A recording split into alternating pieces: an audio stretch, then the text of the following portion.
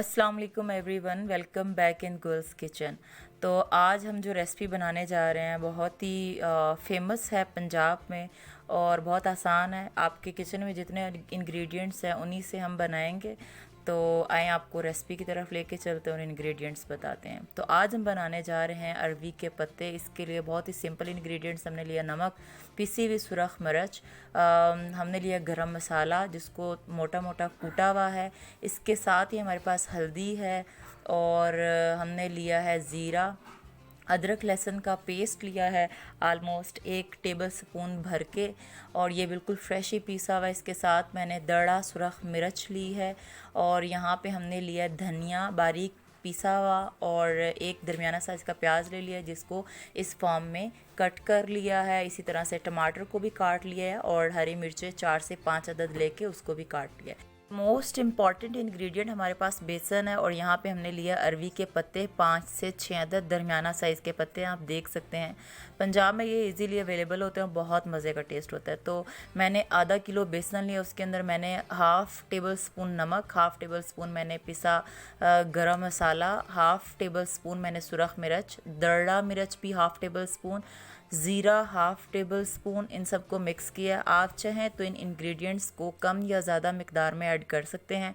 Actually ऐसा है कि हमने इसका सालन बनाना है, तो कुछ जो टेस्ट है स्पाइसेस हम यहाँ पे ऐड करेंगे और कुछ हम मसाला बनाते हुए ऐड करेंगे। तो आप इन इंग्रेडिएंट्स को, इनकी क्वालिटी को कम या ज़्यादा कर सकते हैं। आपके सामने मैंने थोड़ा सा पानी ऐड किया और इस तरह से पेस्ट बना लिया। ये पेस्ट आप देख सकते हैं बेसन का ना तो बहुत ज़्यादा पतला है और ना ही बहुत थिक है, लाइक नॉर्मल सा है।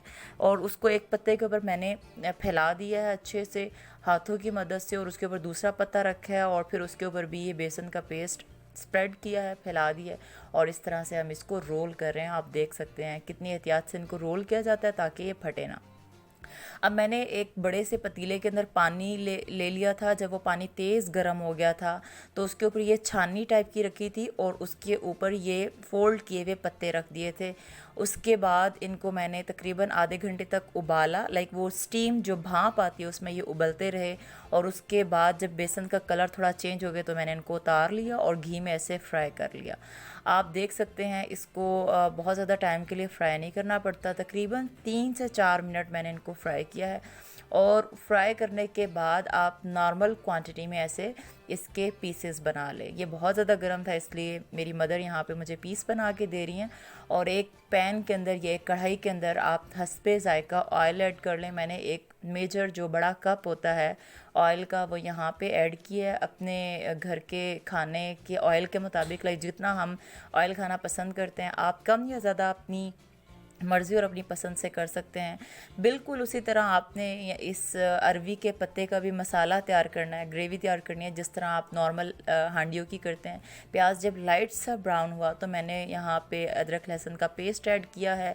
मैंने टमाटर, हरी मिर्चें और सुरख मिर्च मैंने 1 table spoon, half table spoon हल्दी, हाफ़ टेबल स्पून से थोड़ा कम मैंने गरम मसाला, 1 टेबल स्पून मैंने नमक ऐड किया है, और हाफ़ टेबल स्पून का भी हाफ़ हिस्सा मैंने यहाँ पे धनिया पिसा हुआ है उसको ऐड किया एक अच्छी खुशबू लाने के लिए। अगर आपके पास नहीं है तो आप इसको स्किप कर दें। और थोड़ा सा पानी ऐड करके मैंने 5 से 7 मिनट के लिए मसाले को पकने दिया। जब टमाटर और सब चीज़ें घुल गई अच्छे से और मसाला पक के तैयार हो गया और ऑयल ऊपर ऊपर आ गया, जिससे मुझे पता चल गया कि अब हमारा मसाला तैयार हो गया, तो मैंने तैयार शुदा अरवी के पत्ते इसके अंदर ऐसे छोड़ दिए और नीचे जो चूल्हे की हीट है उसको बहुत ही आहिस्ता कर दिया है और 3 से 4 मिनट के लिए मैंने दम लगा दिया है। बहुत एहतियात से इन पत्तों को आप उल्टाएं ताकि ये टूट ना जाए क्योंकि बहुत ही नाजुक होते हैं। उसके बाद हमारी हंडिया जो है वो तैयार हो गई है। डिफरेंट एरियाज़ में इनको डिफरेंट बुलाया जाता है। इसको अरवी के पत्तों का सालन भी बुलाया जाता है, अरवी के पकोड़े भी बोला जाता है। आप इसको जिस नाम से चाहें बुला लें। तो यहाँ पे जी हमारे अरवी के पकोड़े या अरवी के पत्तों का सालन तैयार हो गया। होप सो आपको ये रेसिपी बहुत अच्छी लगी होगी। अल्लाह हाफ़िज़।